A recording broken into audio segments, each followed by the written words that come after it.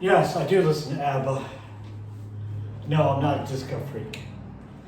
But this isn't about that. This video is about top percentage earners globally.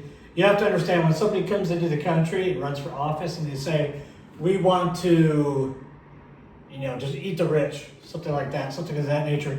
You have to understand if you're making more than 30, I would say my estimates are from $35,000. This is a few years ago. The metered top 1% of the global income earners, way up here, way up there, these guys way up here. You see these guys way up here. I don't have a green screen yet. Please support my channel so I can buy a green screen and make this way more interactive. So the top 1% earners who are way up here on the globe is $35,000 and up USD. What this means is that in the United States, you gross $35,000 a year, which would be way up here. You are in the top 1% of the global's income earners. Do you understand? If you're below that, you're down here.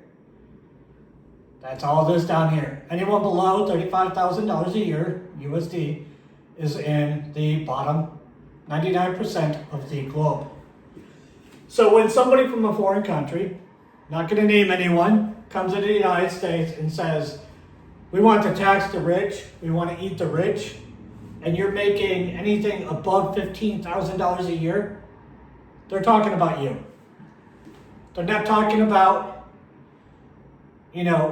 just the billionaires. They're talking about you. You understand? You. If you're making $15,000 a year, which is the poverty level in the United States, depending on your region, and my area is $15,000 a year. I live in Wisconsin. There are a lot of millionaires in Wisconsin. Are we better than everyone else? No, I didn't say we're better. I just said there's a lot of millionaires here. So $15,000 a year, which would be like way down here, which is where the poverty level is. This gap right here would be 15 to 35,000. That's only a $20,000 a year gap for income.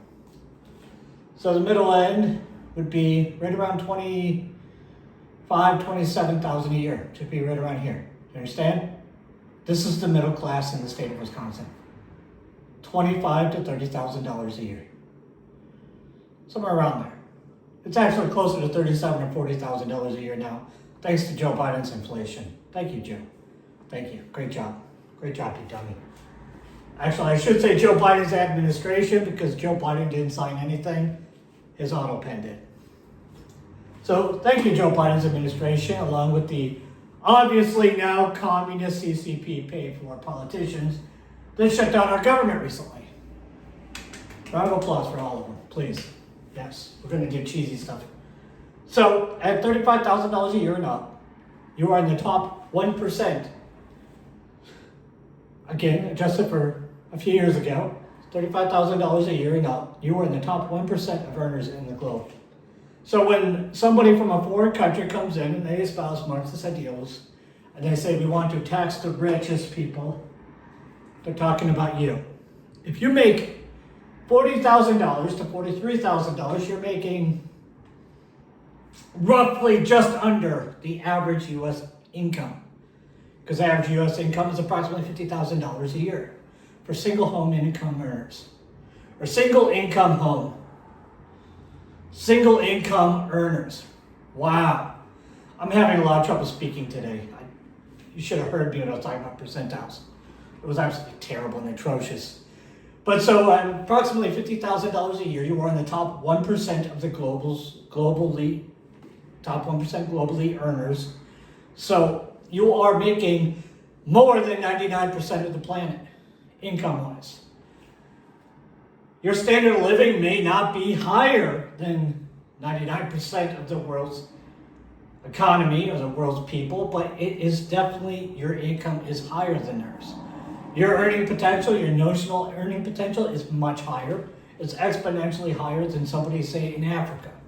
So if you elect a politician from, say, Africa, and they're representing people from Africa, when they say tax the rich and we want to take from those who have and give to those that don't, or from those of ability to those who don't, and you're in the United States, they're talking about taking from you and handing it to Africa. Do you understand? Marxist politicians always want to take from the wealthiest and give to the poorest. And if we're the wealthiest nation on earth, we're not per capita, but we are in general economic reality. We have the greatest economic capacity of any country on the planet. And I'm not saying this, but we're in USA number one. I'm just saying that this is a simple fact. We have the largest economy on the planet. We have the most diverse economy on the planet. So if we understand that we have the most diverse and the largest economy on the planet, and our top 1% earners are our average population makes more than 99% of the planet. So you have to be cognizant when they are speaking about you, and you make more than $15,000 a year USD. They are speaking about you as the wealthy. You may not have much, you may not even be wealthy, but indeed they are speaking about you, because within the relative understanding of the contextual framework by which you exist within the US economy, you are not considered wealthy. When considering you with regards to the rest of the planet, you are wealthy. Do you understand? You could be a guy living on the street, living on SS, Medicaid, Medicare, with food stamps and everything else, and still be wealthier than a guy in Africa. And when they come in to extract wealth from the wealthy, you are still one of the wealthy. This is why we said one team, one fight. You're either with the rest of the United States or you're with the foreign wealth extractors that are worshiping Marx. So I don't want to attack you personally, but I don't think I want to trust anybody who would support a foreign Marxist extracting wealth from American citizens who earned it. You don't deserve to have what little meager wealth you have taken from you to support somebody somewhere else. And it's not because I'm not charitable, it's because, let's be honest, these countries are not exactly friendly towards us. They're not friendly to your neighbor. They might not like your neighbor.